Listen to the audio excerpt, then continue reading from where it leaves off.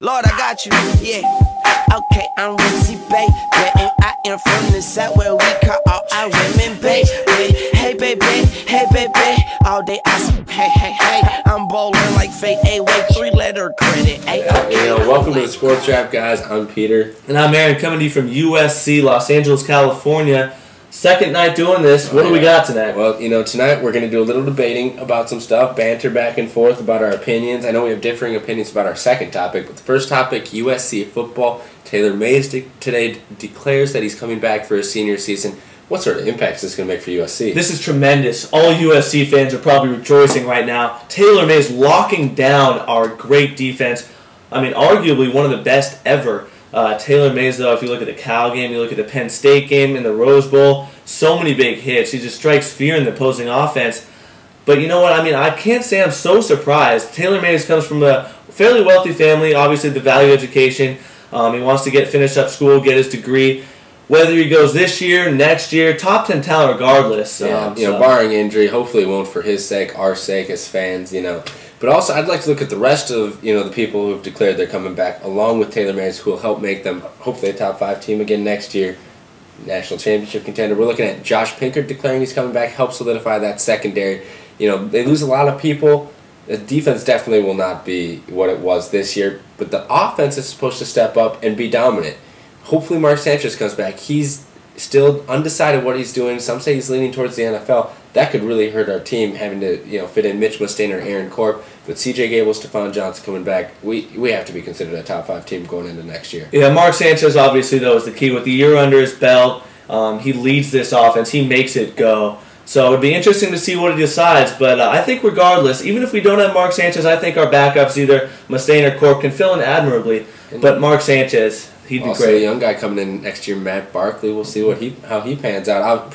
Obviously not starting next year, but it'd be nice to have some tutelage from Mark Sanchez going down to him. We're going to transition now over to the NFL. Big weekend. We got both championship games, the NFC Championship game, Philadelphia Eagles at the Arizona Cardinals, and digest that once again.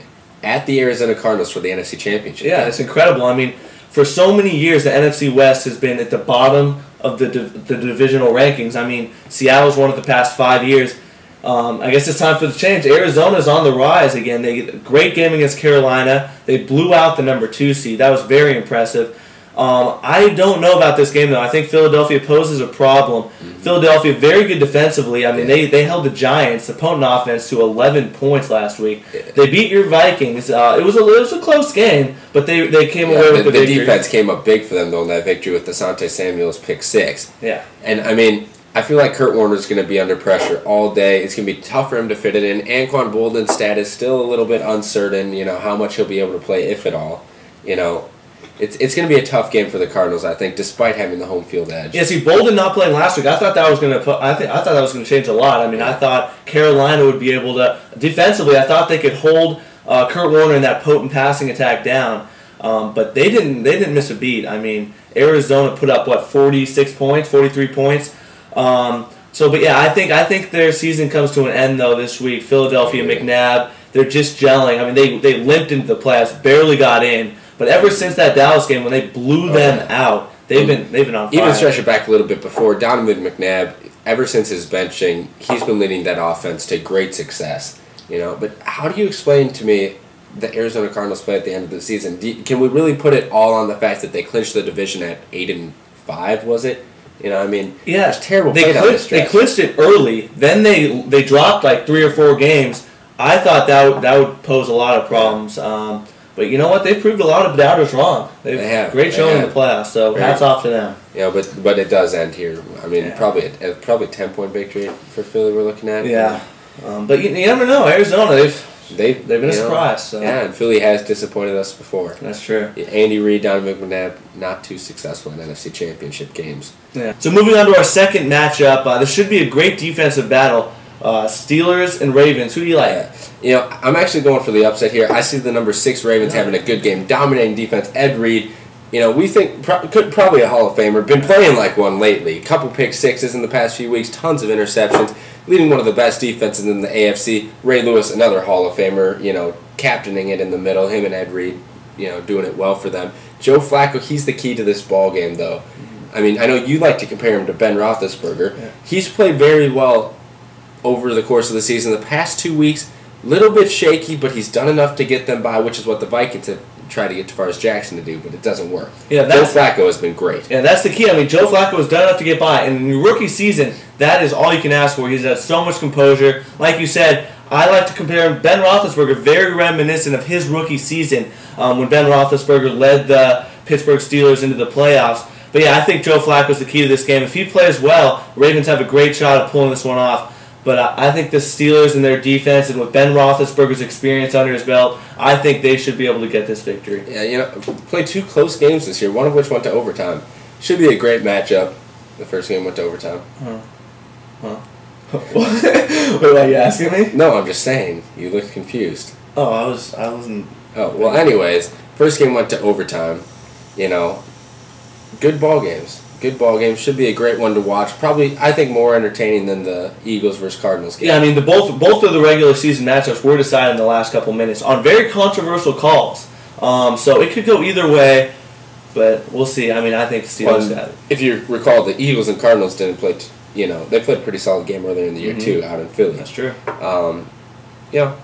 We'll see. But you like an All Pennsylvania Super Bowl. That's true. I like a 6 versus 6. Has that ever happened before? I mean, No, not at all. No way. Yeah, that would be back-to-back years with 6 seeds winning the Super Bowl. But first, they got to pull it out. Now moving on. Player of the night. Last night, we had a good performance out of Harris Williams from Louisville. Tonight, all about Jody Meeks from Kentucky. We both agree on this one. Yeah. So I mean, Jody Meeks. Unbelievable performance. The highest point total in the history of Kentucky's program. And we all know Kentucky, great program throughout history. Past Dan Issel. Yeah, and career mark. I mean, what can you say about his performance? 10 for 15 from beyond the arc, hit all 14 of his free throws. This guy's a junior. He had 46-point performance earlier this last month against Appalachian State. So Kentucky, 18-point victory over Tennessee. That's a solid big rival too. Oh, yeah. Border war right there. Great game out of him, averaging 24.2 per game this season. They've come to expect some scoring out of him, but not to this magnitude. Yeah, I mean, he led his team to a huge victory. What was 60% of the team's points? Yeah, I mean, that's incredible. And Tennessee, they have been a little bit disappointed. They came in with high accolades into the season. They've lost twice to Gonzaga already. They lost. They did beat Georgetown. They pulled off the upset of one of the teams playing in our game of the night tomorrow night. Nice little segue. We didn't steer you wrong. If you watched the Lakers-Rockets game, great ball game. Lakers only won by 5, but pretty balanced scoring like we talked about all night long. Yao had a solid game, but overall good game to watch. Tomorrow night we're looking at the number 8 Syracuse Orange at the number 12 Georgetown Hoyas. It should be a great ball game. It's a balance of two opposites here. Syracuse with Johnny Flynn and Devendorf, 2 great guards, versus Georgetown who has Greg Monroe and Dwan Summers. So we'll see. I mean, I think Georgetown, they haven't played well in their big games this season, but I think they will. I think they have a good chance at upsetting Syracuse. They lost to Pitt and Notre Dame back-to-back recently, following a big win against UConn. Lost to Tennessee earlier in the season, who's been so-so. Syracuse really hasn't been tested, but they're a big 3-point shot at the buzzer against Cleveland State away from being undefeated. So they really haven't been tested. It'll be interesting to see how they play. Like you mentioned, the guard combo of Devendorf and Flynn versus the inside presence for Georgetown. Who's going to step up? Paul Harris, also a solid player for Syracuse, but I don't know if he'll be able to contain the likes of Dwan Summers. Yeah, it'll be interesting. I'll be watching. Oh, yeah, great Big East matchup tomorrow night. Now, time to move on to our locks of the night. Again, we both stick in college basketball. You're taking the ACC tonight, aren't you? Yeah, I like Duke minus 11.5. They're going into Georgia Tech. Georgia Tech, very unimpressive this season. They came into USC. Thought it'd be a good game, but USC played very well. They blew them out by 20 points. Georgia Tech, this is very mediocre, middle-of-the-road ACC, towards the bottom of the ladder. So I think Duke is safe, minus 11.5. Yeah, your pick last night, is a close one. Mine, if you bet on that money line, you made some money. Yeah, that was a good pick. To defend myself, though, BYU was up 20 at halftime, held the Lars lead throughout the game. They gave it up. They won by 12. I'll defend you here, too. You bet on both of ours. You won money last night. Exactly. Because the money line, that pays some money. My lock of the night, Big Ten basketball, Michigan State at Penn State. Michigan State is minus 5. Penn State coming off a terrible loss to Minnesota by 20 points up in Williams Arena. I see Michigan State just being too much against it. Black card.